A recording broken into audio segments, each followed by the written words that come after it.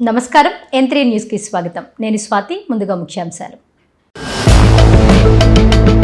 నెల్లూరు జిల్లాని జల్లెడపట్టిన పోలీసులు, పలు ఇళ్లలో క్షుణ్ణంగా తనిఖీలు, 92 వాహనాలు సీజ్. టీడీపీ మహానాడుపై కాకాని పూజిత హాట్ కామెంట్స్, మహిళల్ని ఆదుకోవడంలో కూటమి వైఫల్యం. బుచ్చిరెడ్డిపాలెంలో దారుణం, అనుమానాస్పద స్థితిలో వ్యక్తి మృతి, ఘటనపై అనేక అనుమానాలు. కావలిలో సంచలన ఘటన, విజిలెన్స్ సీఐపై ఏరియా హాస్పిటల్ కమిటీ డైరెక్టర్ దాడి, కేసు నమోదు.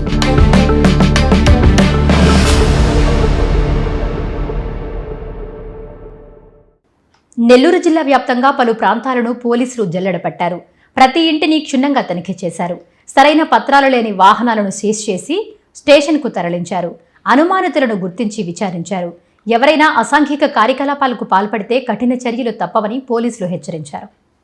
జిల్లా ఎస్పీ అజితా వేజెండ్ల ఆదేశాల మేరకు నెల్లూరు రూరల్ పరిధిలోని వేదాయపాలెం పోలీస్ స్టేషన్ పరిధిలో కార్డన్ అండ్ సెర్చ్ ఆపరేషన్ ను పోలీసులు నిర్వహించారు.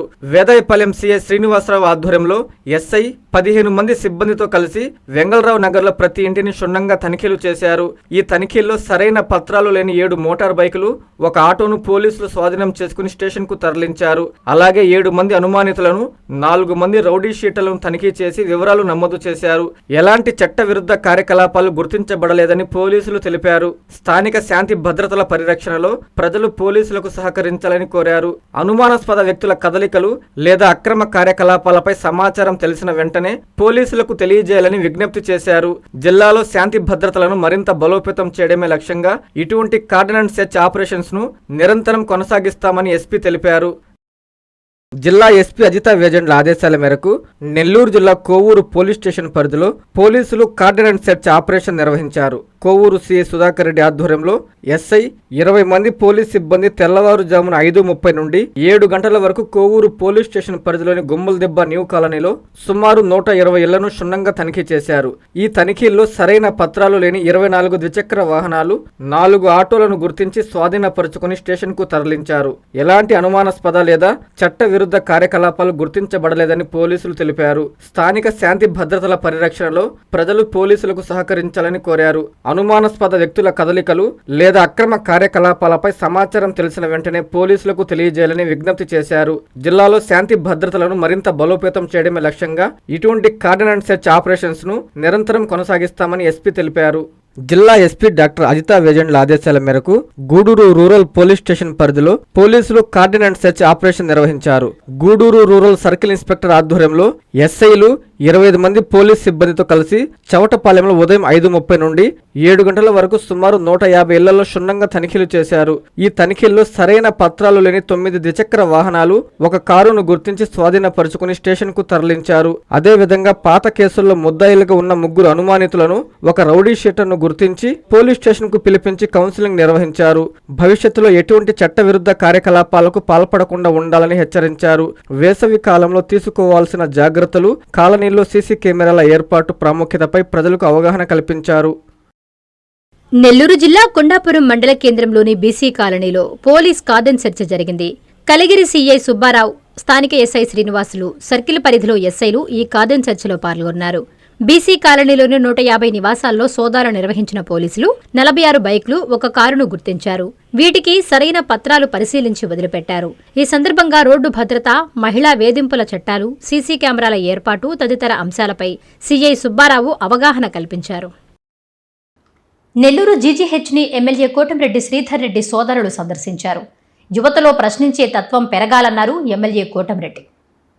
గుంటూరు ప్రభుత్వ ప్రధాన వైద్యశాలను ఆదర్శంగా తీసుకుని నెల్లూరు జిల్లా ప్రభుత్వ ప్రధాన వైద్యశాలను అభివృద్ధి చేస్తామని రూరల్ ఎమ్మెల్యే కోటంరెడ్డి శ్రీధర్ రెడ్డి తెలిపారు. శనివారం జిల్లా ప్రభుత్వ ప్రధాన వైద్యశాలను rural MLA Kotamreddy Sridhar Reddy, Telugu Desam party రాష్ట్ర అధికార ప్రతినిధి కోటంరెడ్డి గిరిధర్ రెడ్డి సందర్శించారు. ఈ సందర్భంగా ఆయన మాట్లాడుతూ జిల్లా మంత్రులు నారాయణ, ఆనం రామనారాయణ రెడ్డి, పార్లమెంటు సభ్యులు వేమిరెడ్డి ప్రభాకర్ రెడ్డి, శాసనమండలి సభ్యులు బీదా రవిచంద్ర, జిల్లా కలెక్టర్ అందరం కలిసి పనిచేసి 6 నెలల్లో జిల్లా ప్రభుత్వ ప్రధాన వైద్యశాలను అభివృద్ధి పదంలో తీసుకొస్తామని ఈ సందర్భంగా ఆయన తెలిపారు. యువతలో ప్రశ్నించే తత్వం పెరగాలని, మీ సలహాలను, సూచికలను స్థానిక శాసనసభ్యుడిగా ప్రయారిటీగా పరిగణనలోకి తీసుకుంటానని అన్నారు. జిల్లా ప్రభుత్వ ప్రధాన వైద్యశాల అభివృద్ధిని ఒక సవాలుగా తీసుకుని పనిచేస్తామని అన్నారు. జిల్లా ప్రభుత్వ ప్రధాన వైద్యశాల అభివృద్ధికి డిఎస్ఆర్ గ్రూప్ రఘురామిరెడ్డి 50 లక్షల రూపాయల నిధులు అందజేశారన్నారు.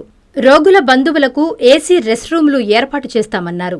మల్లెల శ్రీహరి అని నెల్లూరు రూరల్ నియోజకవర్గం భక్తవత్సల నగర్ అబ్బాయి వరంగల్ నీట్లో పిహెచ్డీ చేస్తున్నారు.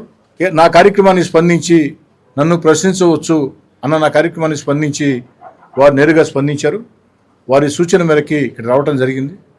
నిజంగా కొన్ని విషయాలైతే నాకు అవగాహన ఉంది, కానీ కొన్ని విషయాల్లో ఇంత దారుణ పరిస్థితులు ఇక్కడ ఉన్నాయని చెప్పని నేను భావించలేదు. ఆ మల్లెల శ్రీహరి చెప్పింది 100% నిజం. దీని మీద కాస్త నాకు కూడా ఆవేదన కలిగి ఇక్కడ ఉన్నటువంటి వాళ్ళని గట్టిగా మాట్లాడటం జరిగింది. నేను చెప్పేది రాత్రికి రాత్రే అద్భుతాలు చేయాలా, అద్భుతాలు చేస్తాం అన్న కళ్ళ ప్రపంచంలో నేను బతికే వ్యక్తిని కాదు. కానీ కనీస పార్టీ సేవలు జిల్లా ప్రభుత్వ ప్రధాన వైద్యశాలలో మనం ఇవ్వకపోతే అంతకంటే దారుణం మరొకట్లేదు. కనీసం మెను, బ్రేక్ఫాస్ట్ మెను కూడా పాటించలేని పరిస్థితి. అందుకే ఆ యొక్క కాంట్రాక్టర్ మీద చర్యలు తీసుకోమని చెప్పని, లేదా వారికి హెచ్చరికలు జారీ చేసి భవిష్యత్తులో పునరావృతం కాకుండా చేయమని అధికారులు ఆదేశాలు ఇవ్వడం జరిగింది. అదేవిధంగా శానిటేషన్ స్టాఫ్ విషయంలో కూడా ఉండాల్సింది 214 అయితే వచ్చేది 145. దీని మీద కూడా వారికి నోటీసులు జారీ చేయమని సరిచేయమని చెప్పడం జరిగింది.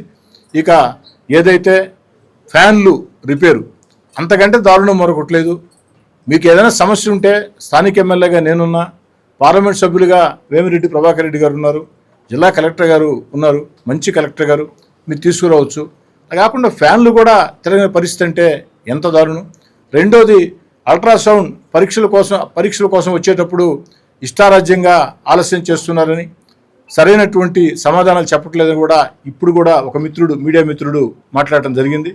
కాబట్టి ఏదైతే వీటన్నిటి మీద కూడా ఒక ప్రత్యేక చొరవ చూపమని నాకైతే తీవ్ర అసంతృప్తిగా ఉంది, చాలా బాధ కలిగిస్తుంది.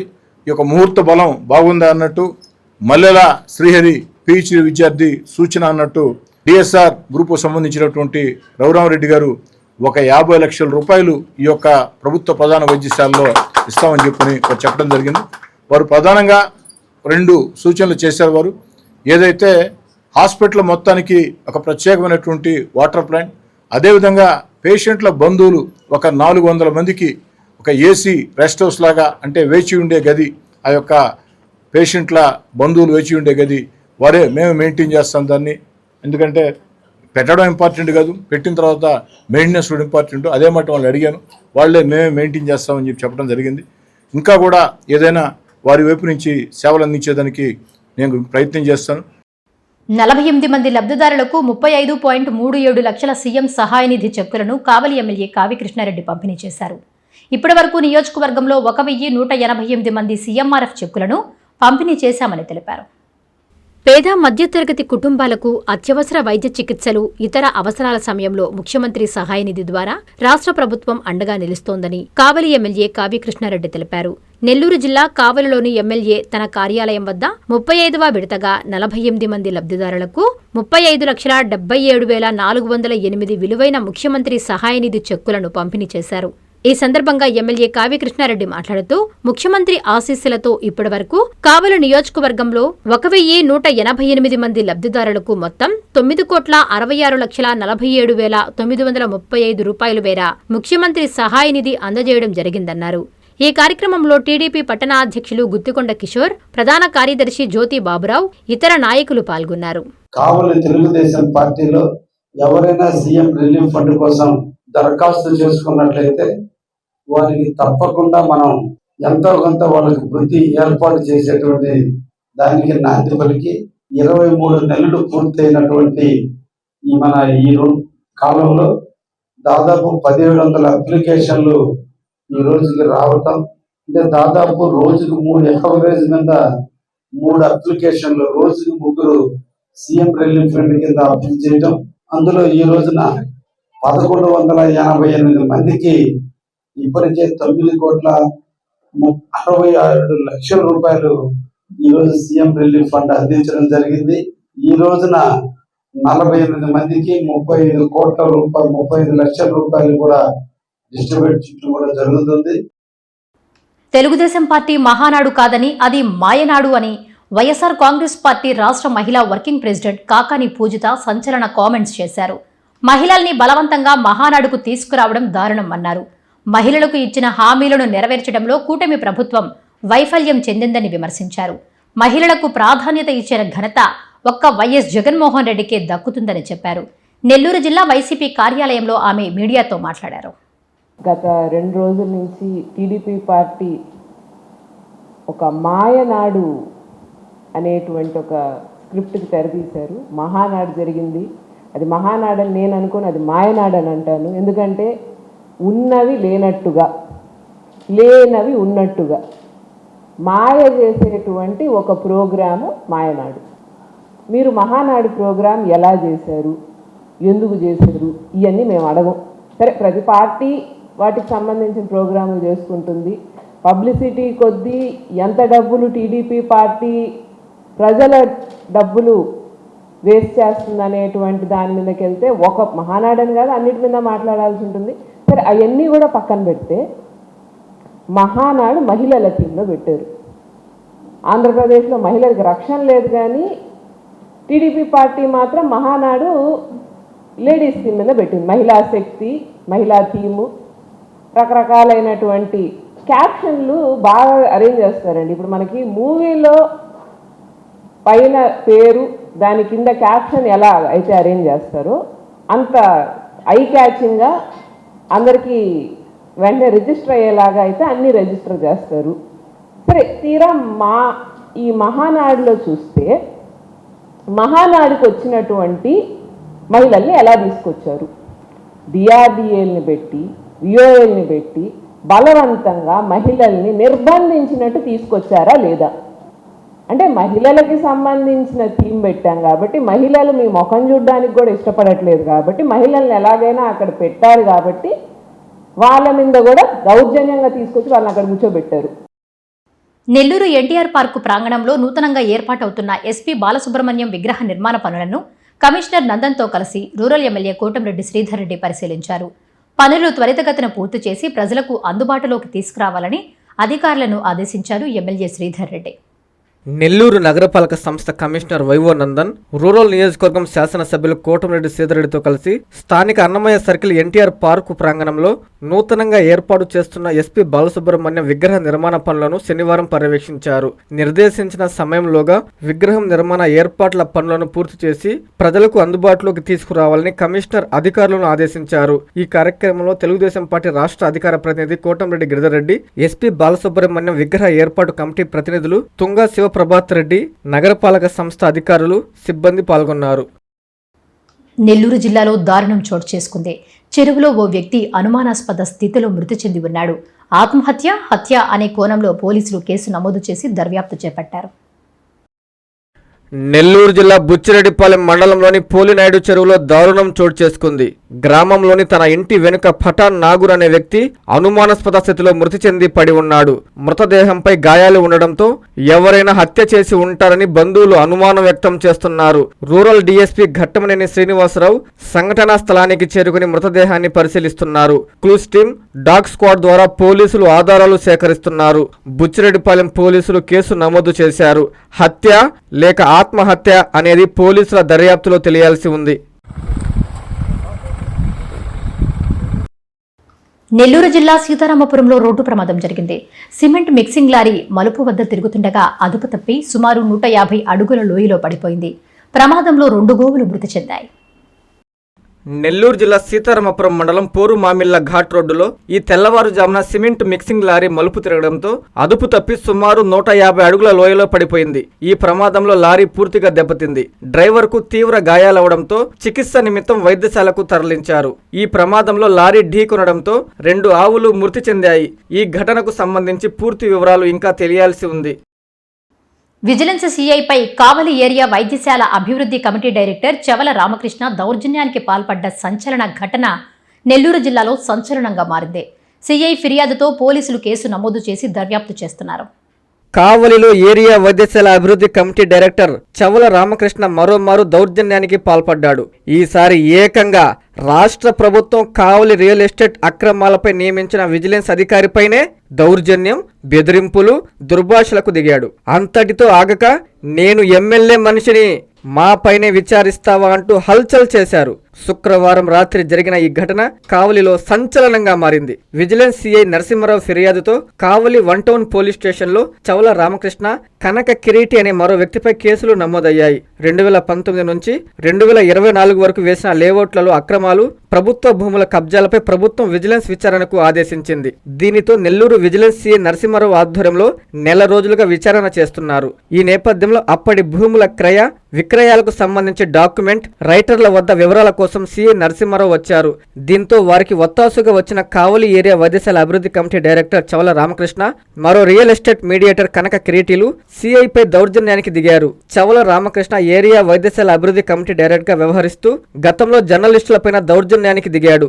ఏరియా వైద్యశాలకు జర్నలిస్టులు రావాలంటే అనుమతి తీసుకోవాలని ఆంక్షలు పెట్టించి వివాదాల్లోకి ఎక్కాడు. మళ్లీ విచారణకు వచ్చిన విజిలెన్స్ అధికారులపైనే దౌర్జన్యానికి దిగాడు. టీడీపీ సీనియర్ నేత కొల్లపినేని బుజ్జునాయుడు మృతి పట్ల మంత్రి ఆనం రామనారాయణ రెడ్డి, ఎమ్మెల్యే కురుగుండ్ల రామకృష్ణ తీవ్ర దిగ్భ్రాంతి వ్యక్తం చేశారు. ఆయన పార్థివ దేహాన్ని సందర్శించి నివాళులు అర్పించారు. బుజ్జునాయుడు మరణం పార్టీకి తీరని లోటన్నారు మంత్రి ఆనం. నెల్లూరు జిల్లా కల్వై మండలం తెలుగుదేశం పార్టీ సీనియర్ నాయకులు కొల్లపినేని బుజ్జినాయుడు స్వర్గస్థులవడం పట్ల వెంకటగిరి ఎమ్మెల్యే కురుగుండ్ల రామకృష్ణ తీవ్ర దిగ్భ్రాంతి వ్యక్తం చేశారు. ఈ సందర్భంగా దేవాదాయ శాఖ మంత్రి ఆనం రామనారాయణ రెడ్డితో కలిసి పర్లకొండ గ్రామానికి చేరుకుని బుజ్జినాయుడు పార్థివ దేహానికి పూలమాల వేసి ఘనంగా నివాళులు అర్పించారు. పార్టీ అభివృద్ధికి బుజ్జినాయుడు చేసిన సేవలు చిరస్మరణీయమని, ఆయన మరణం పార్టీకి తీరని లోటని పేర్కొన్నారు. ఈ కష్ట సమయంలో కుటుంబ సభ్యులకు తెలుగుదేశం పార్టీ అండగా ఉంటుందని హామీ ఇచ్చారు.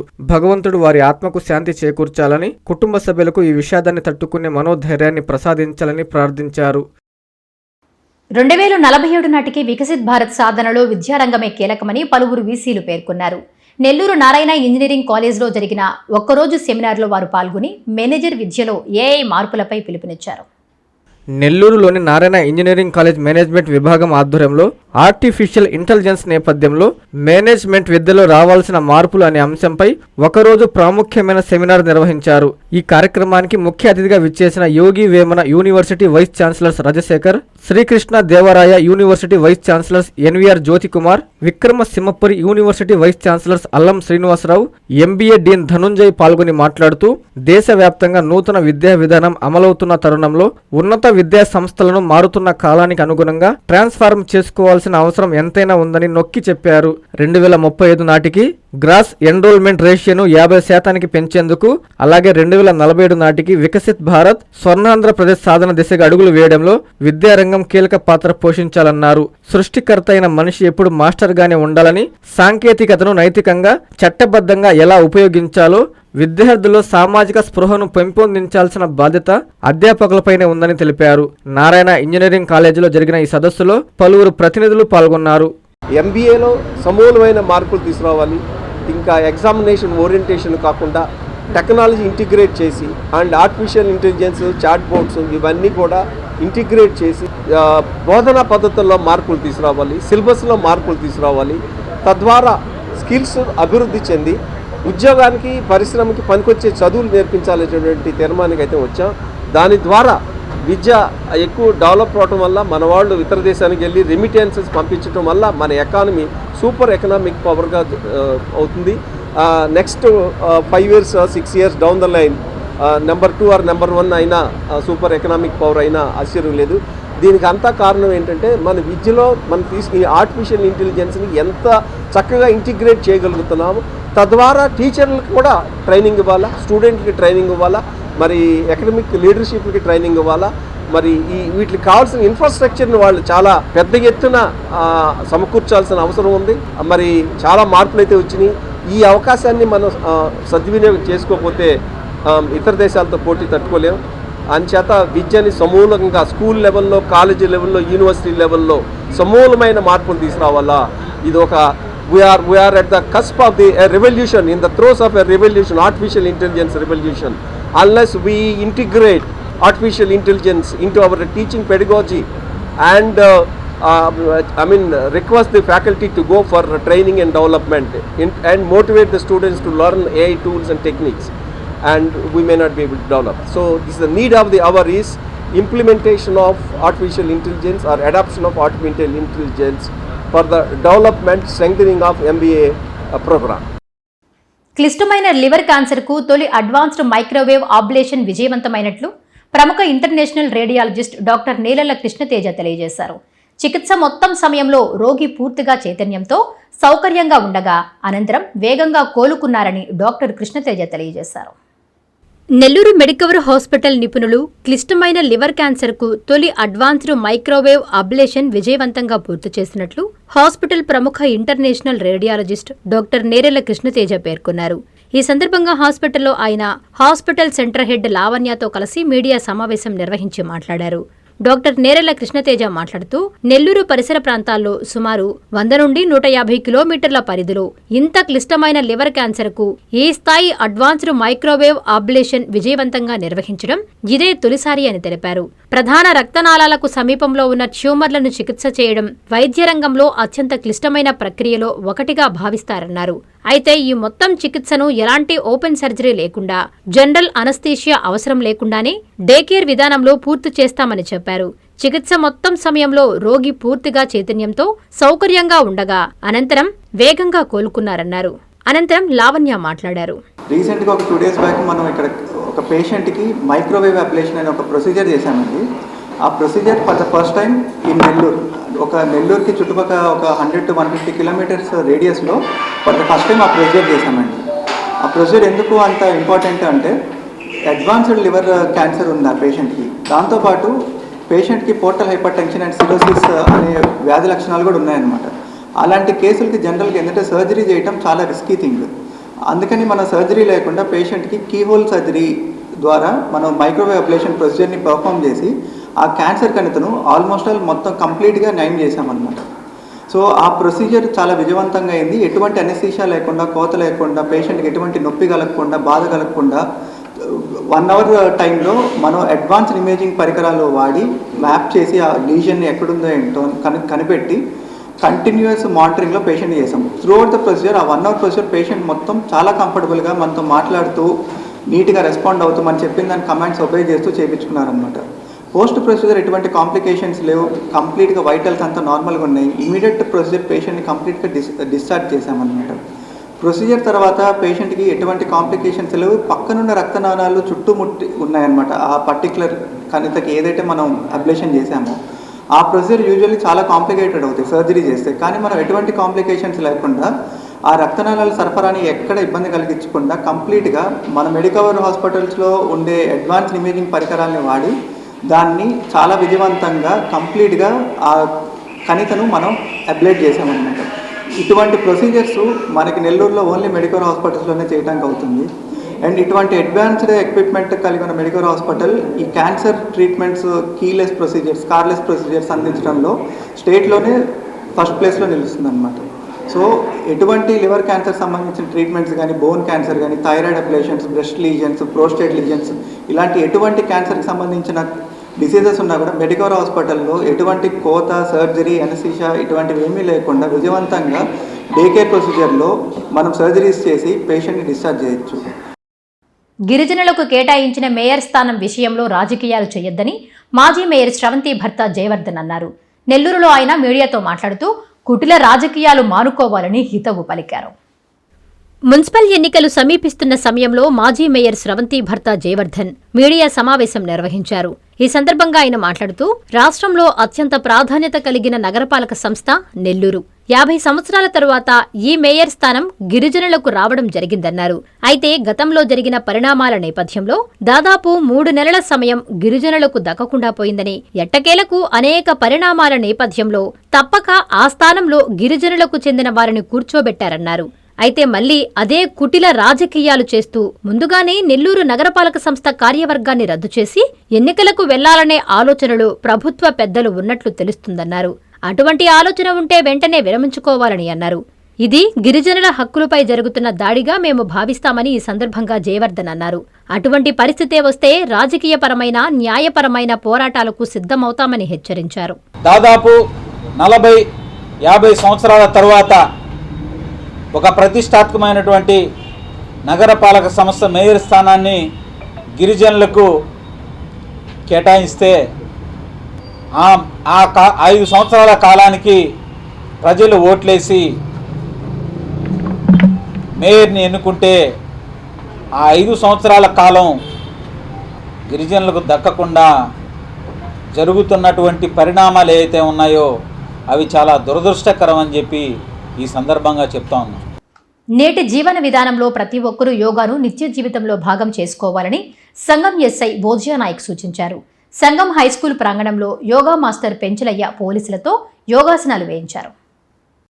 జిల్లా ఎస్పీ అజితా వేజండ్ల ఆదేశాల మేరకు ఎస్ఐ భోజ్యా నాయక్ యోగా కార్యక్రమాన్ని నిర్వహించారు. యోగా మాస్టర్ పెంచలయ్య పోలీసులచే పలు యోగాసనాలు వేయించారు. పోలీసు సిబ్బంది నిరంతరం విధులు నిర్వహిస్తూ మానసిక, శారీరక ఒత్తిడికి గురవుతున్న నేపథ్యంలో నెలలో 1 వారం యోగా తరగతులు నిర్వహించాలని జిల్లా ఎస్పీ సూచించినట్లు పేర్కొన్నారు. యోగా శారీరక దృఢత్వంతో పాటు మానసిక ప్రశాంతతను కలిగిస్తుందని తెలిపారు. నేటి జీవన విధానంలో ప్రతి ఒక్కరూ యోగాను నిత్య జీవితంలో భాగంగా చేసుకోవాలని సూచించారు. ఈ కార్యక్రమంలో పోలీసు సిబ్బంది, స్థానిక యువకులు, గ్రామస్తులు పాల్గొన్నారు. మనిషి నిత్య జీవితంలో పరిగెడుతూ ఆరోగ్య సమస్యలు కొని తెచ్చుకుంటున్నాడు. కానీ వాటిని నివారించడానికి ఎన్ని మెడిసిన్స్ ఉన్నా సరే యోగా మరియు శారీరక దారుఢ్య అనేది చేస్తే మనిషి ఈ మెడిసిన్స్తో కాకుండా ఇంకా మెరుగైన ఆరోగ్యాన్ని వశపరచుకోగలడు. కాబట్టి ప్రతిరోజు మనిషి తనకు లభ్యమైన కొద్దిపాటి సమయంలో ఈ యోగా ప్రాక్టీస్ కానీ లేకపోతే గ్రౌండ్కి వెళ్ళి ఏమన్నా ఎక్సర్సైజ్ చేయడం కానీ రన్నింగ్ చేయడం కానీ ప్రాక్టీస్ చేయాలని చెప్పి అందరికీ ఆదేశిస్తున్నాము. సైదాపురంలో అకాల వర్షం కురిసింది. గత కొద్ది రోజులుగా భానుడి భగభగలతో ప్రజలు అల్లాడిపోయారు. వర్షంతో కాస్త ఉపశమనం పొందారు. చేతికొచ్చిన పంట ఎక్కడ వర్షార్పణం అవుతుందోనని రైతులు ఆందోళన వ్యక్తం చేస్తున్నారు. నెల్లూరు జిల్లా సైదాపురం మండల కేంద్రంలో వాతావరణం ఒక్కసారిగా మారిపోయింది. తీవ్రమైన ఎండల నడుమ శనివారం మధ్యాహ్నం ఒక్కసారిగా ఆకాశం మేఘావృతమై ఉరుములు మెరుపులతో కూడిన అకాల వర్షం కురిసింది. గత కొన్ని రోజులుగా భానుడి భగభగలతో ఉక్కపోతతో తీవ్ర ఇబ్బందులు పడుతున్న స్థానిక ప్రజలకు, వ్యాపారులకు ఈ హఠాత్తు వర్షం పెద్ద ఉపశమనాన్నిచ్చింది. వేసవి వేడి నుంచి తక్షణమే వాతావరణం చల్లబడడంతో జనం ఊపిరి పీల్చుకున్నారు. అయితే ఈ అకాల వర్షం ఎండల నుండి ఉపశమనం కలిగించినప్పటికీ చేతికొచ్చిన పంటలు దెబ్బతినే ప్రమాదం ఉందంటూ మండల పరిధిలోని పలువురు రైతులు ఆందోళన వ్యక్తం చేస్తున్నారు. వార్తలు ముగించే ముందు ముఖ్యాంశాలు మరోసారి. నెల్లూరు జిల్లాని జల్లెడ పట్టిన పోలీసులు, పలు ఇళ్లలో క్షుణ్ణంగా తనిఖీలు, 92 వాహనాలు సీజ్. టీడీపీ మహానాడుపై కాకాని పూజిత హాట్ కామెంట్స్, మహిళల్ని ఆదుకోవడంలో కూటమి వైఫల్యం. బుచ్చిరెడ్డిపాలెంలో దారుణం, అనుమానాస్పద స్థితిలో వ్యక్తి మృతి, ఘటనపై అనేక అనుమానాలు. కావలిలో సంచలన ఘటన, విజిలెన్స్ సీఐపై ఏరియా హాస్పిటల్ కమిటీ డైరెక్టర్ దాడి, కేసు నమోదు.